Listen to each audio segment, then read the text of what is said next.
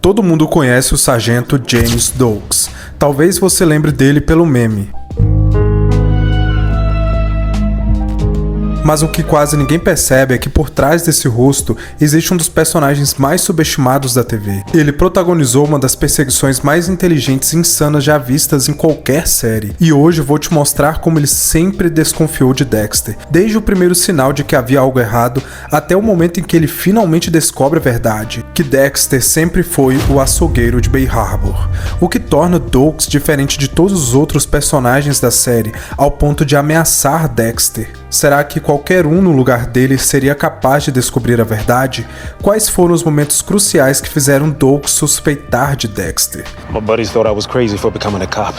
And lately I thought they might have been right, but this makes it all worth it. Vocês me pediram muito análise detalhada sobre essa perseguição, ou como Dexter diria sobre esse assédio. O nosso primeiro vídeo sobre o tema já conta com quase 200 mil visualizações. Se você ainda não assistiu, clique no card que está aí em cima. Eu sou o Eduardo e esse é o canal Sem Sono. Antes de iniciarmos, deixe o seu like e se inscreva no canal. Pegue o seu energético zero açúcar ou água com gás e... vamos começar. Por incrível que pareça, é somente na 7ª temporada que a série finalmente nos mostra, por meio de flashbacks, qual foi o primeiro estalo de desconfiança do Doakes. E comicamente, o nome do episódio se chama Surprise! Nessa lembrança, quando os dois trabalham juntos na tal primeira cena, Dexter não se comporta como um parceiro comum. Há um brilho, um entusiasmo diante da violência, uma satisfação profissional que salta aos olhos. Para Doakes, aquilo não é um estranhamento, é um sinal claro de que existe algo íntimo e perigoso na relação de Dexter com o crime. Ela estava aterrorizada, o coração disparou. Nunca vi ninguém tão excitado com uma cena de crime. Só estou fazendo meu trabalho. A partir daí, a intuição do sargento deixa de ser mera impressão e vira motor da perseguição. Agora, uma coisa muito engraçada que eu vi nos comentários do último vídeo era muita gente dizendo que era óbvio que o Doakes iria desconfiar de Dexter por causa da excitação de Dexter na cena de crime, e se eles estivessem no lugar do Doakes também suspeitariam. Mas eu acho que muita gente deixou passar um detalhe bem interessante, e é sobre isso que eu quero falar agora. Vocês lembram daquela cena da 5ª temporada em que Dexter tá em uma cena de crime com a Lumen e quase é pego? Pois é, nessa cena o Masuka começa a fazer aquelas indecências e piadas absurdas de sempre. Na verdade, nesse dia o Masuka perdeu a linha total. Mas isso isoladamente não significa nada. Peritos e legistas desenvolvem uma tranquilidade diante da morte e do sangue, não por falta de empatia, mas por adaptação ao ofício, exposição contínua e necessidade de manter o foco técnico. Em outras palavras, o comportamento de Masuka está dentro do esperado para quem lida com aquilo todos os dias, e não é um sinal conclusivo de culpabilidade. A desconfiança do Doakes, então, não veio só desse momento. Foi uma centelha entre várias evidências, discrepância nas explicações de Dexter, presenças repetidas em cenas estranhas, reações fora do padrão e, principalmente, o método investigativo de Doakes: observar comportamentos, confrontar inconsistências, cruzar informações e seguir pistas até que tudo fizesse sentido. Não foi qualquer um percebendo algo óbvio, foi o trabalho metódico e atento de um investigador que transformou uma impressão em suspeita fundamentada. Doakes jamais pode ser visto como um policial comum. Ele suspeitou de Dexter muito antes de qualquer outro detetive sequer cogitar a possibilidade. E isso não significa que os outros fossem incompetentes, mas que Doakes era diferente. Além de compartilhar com Dexter uma natureza disciplinada e intensa, ele trazia consigo algo que o destacava: um faro apurado para identificar predadores, refinado durante os seus anos como Ranger. A combinação entre método, instinto e experiência de combate faz dele um caçador nato, alguém capaz de sentir quando está diante de algo perigoso, mesmo que o perigo usasse um jaleco e um sorriso contido, como Dexter Morgan. E toda vez que alguém começou a suspeitar de Dexter, como Quinn, a Lagertha e até a policial Angela Bishop, lá em Dexter New Blood, isso só aconteceu quando as provas já estavam praticamente escancaradas. Todos eles precisaram de indícios concretos, rastros de DNA, inconsistências em relatórios ou até coincidências impossíveis de ignorar. Mas Doakes foi diferente. Ele não precisou de provas nem de flagrantes. Sua suspeita nasceu puramente da análise comportamental, de observar o jeito de Dexter reagir, falar e se mover em meio à morte. Ele percebeu que ninguém mais via. Aquela calma excessiva, o olhar clínico demais, a ausência total de repulsa. Enquanto os outros só ligaram os pontos quando tudo já estava evidente, Doakes enxergou o monstro antes mesmo de existir um mapa. No último vídeo, algumas pessoas também comentaram que Doakes não tinha nada em comum com Dexter, que sua desconfiança veio unicamente da sua capacidade investigativa. Mas, em minha defesa, o próprio criador de Dexter, o escritor Jeff Lindsay, escreveu essa relação de forma muito mais complexa. Nos livros, o Doakes é descrito como alguém que também carrega um passageiro sombrio, ainda que enfraquecido. O próprio Dexter reconhece isso nele. Ou seja, eles não são simples opostos, mas reflexos distorcidos um do outro. Ambos sentem o mesmo impulso violento, a mesma escuridão interior, mas reagem de maneiras diferentes. Enquanto Dexter se entrega ao seu instinto, Doakes o controla e canaliza essa fúria para proteger, não para matar. É justamente essa semelhança reprimida que o torna capaz de enxergar o que ninguém mais via em Dexter. Em algum lugar, por trás da raiva profunda que sempre queimava em seus olhos, havia o eco de uma risada vinda do seu próprio passageiro sombrio. Doakes dividia espaço com alguma coisa, assim como eu. Não era a mesma coisa, mas algo muito parecido. Uma pantera diante do meu tigre. Dexter, a mão esquerda de Deus. O sargento Doakes me encarou, com um rosto como uma máscara entalhada de hostilidade curiosa, e havia algo na expressão dele que eu nunca tinha visto em ninguém antes, exceto no espelho. A coisa de dentro reconhece a própria espécie quando a vê. Querido e devotado Dexter. No início, o sargento Doakes via Dexter apenas como um sujeito estranho, um tipo de legista antissocial, metódico, um rato de laboratório que evitava qualquer laço afetivo. Nada além disso, mas em determinado momento um detalhe aparentemente banal começou a acender o alerta dentro dele. E esse foi o verdadeiro ponto de virada. Durante uma manhã comum no departamento de polícia de Miami, Dexter tenta ser simpático e leva um donut para Doakes. O policial, já irritado, reage de forma agressiva, mas logo se desculpa, dizendo que seu estresse era por causa da lagarta. Dexter, com aquele sorriso educado e artificial, tenta aliviar o clima com uma frase de efeito. Nunca pule a cerca se não está disposto a encarar o que tem do outro lado. Onde foi que você ouviu isso? O diálogo parece simples, mas é carregado de significado. A frase dita por Dexter, na verdade, vinha de um assassino que havia desaparecido, um detalhe que apenas um investigador atento notaria. Para Doakes, um homem formado numa família rígida e religiosa, com anos de experiência militar e policial, aquilo não soava como uma coincidência. Era o tipo de detalhe que denuncia algo maior e mais profundo. Um erro minúsculo, mas revelador. A partir desse momento, a desconfiança de Doakes deixa de ser instintiva e passa a ser racional. Ele não via mais Dexter como um simples esquisito. Havia algo na postura dele, na ausência de emoções reais, que não se encaixava, e o que começou como uma intuição se transformou num método: observar, questionar e pressionar até que a máscara caísse. Eu devia ter percebido. O sorriso falso, rosquinhas. Você nem anda como um cara normal, você desliza. Com o passar das temporadas, Dexter só reforça as suspeitas.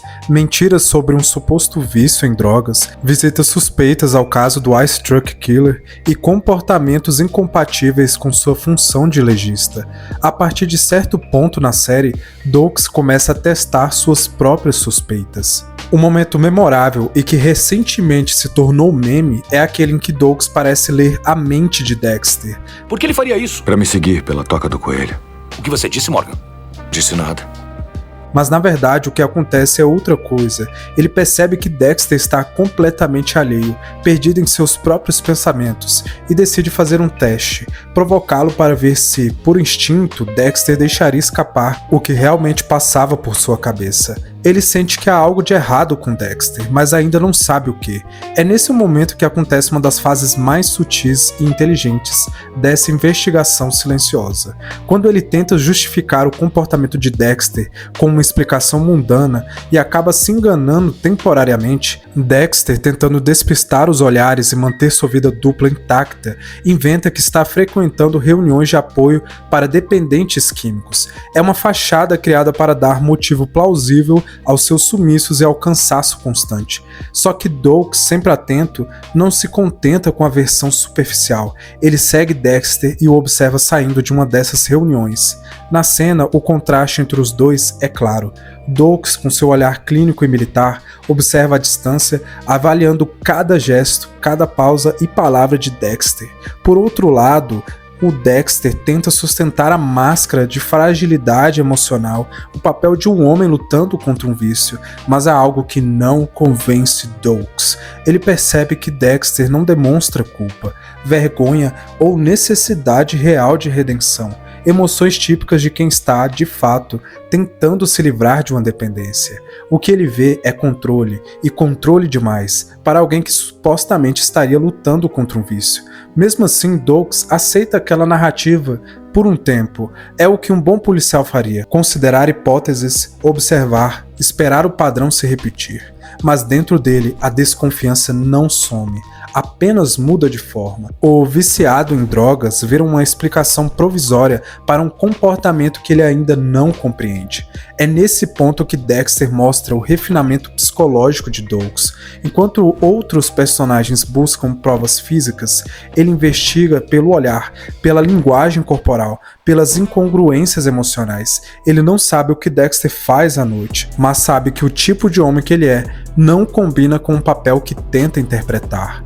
Mais tarde, quando Deborah comenta sobre o irmão, ou quando algum detalhe da rotina de Dexter não bate com a vida de um suposto dependente, Doakes percebe que a história desmorona, e a partir daí ele deixa de buscar uma justificativa plausível, começa a aceitar a hipótese de que talvez não haja justificativa nenhuma, de que o problema de Dexter é algo além da compreensão moral ou médica. Essa transição é crucial na jornada de Doakes. Primeiro, ele tenta enquadrar Dexter no que conhece, um legista estranho, talvez perturbado, talvez um viciado. Depois ele entende que está diante de algo diferente, uma mente fria, disciplinada, que finge humanidade, mas não a sente. E quando ele chega a essa conclusão, sua perseguição deixa de ser policial e se torna pessoal. Doakes não quer apenas prender Dexter, ele quer entender o que está por trás daquela máscara, como um predador estudando o outro. E essa curiosidade, esse instinto que o torna tão brilhante quanto perigoso, é o que conduz diretamente ao seu destino. Chega um momento em que o sargento Doakes já acumulou evidências demais para continuar chamando aquilo de intuição.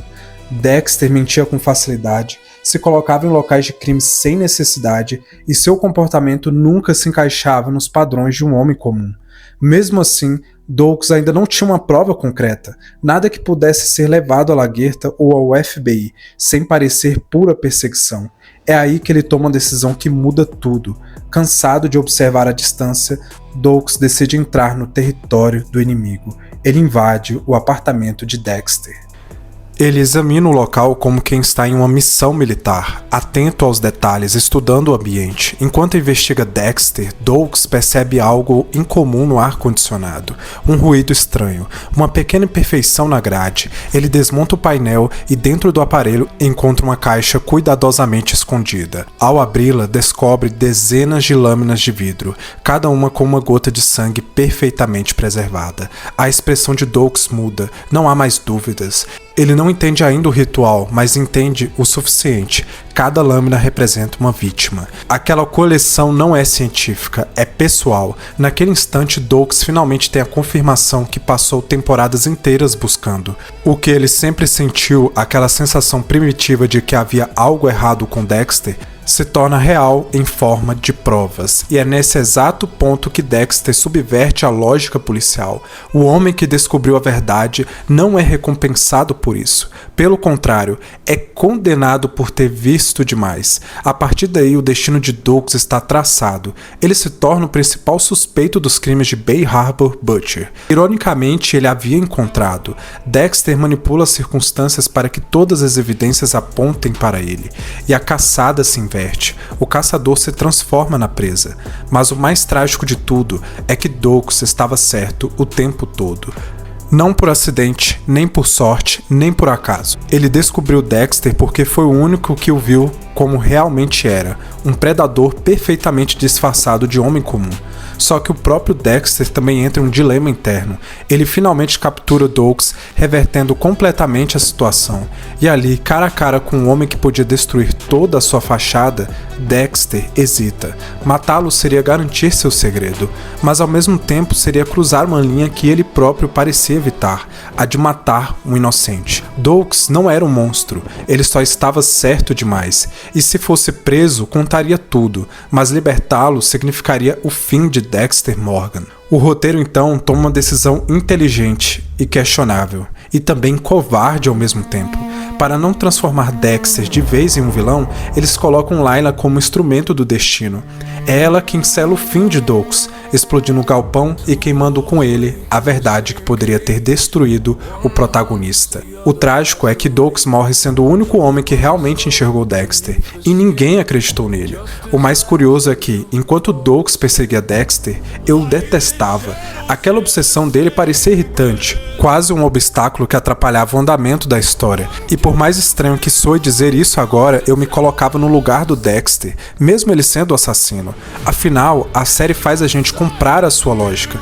Em certos momentos, suas justificativas parecem honráveis, até heróicas, e é nesse ponto que Dexter mostra sua genialidade. Nos faz torcer por alguém que, no fundo, está longe de ser um herói. Mas foi só quando Doakes morreu que eu percebi o quanto ele era essencial. A tensão que ele trazia, o desconforto que gerava, tudo isso dava à série um peso que se perdeu depois.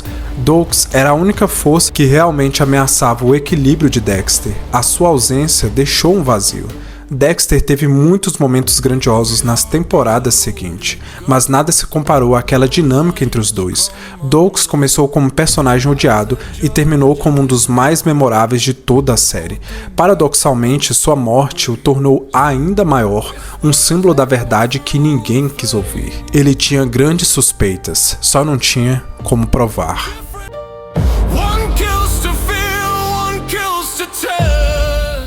Não importa o que tente, não importa quando e o quanto se esforce, sempre estarei um passo à frente por uma simples razão. E qual seria? Eu tô no controle.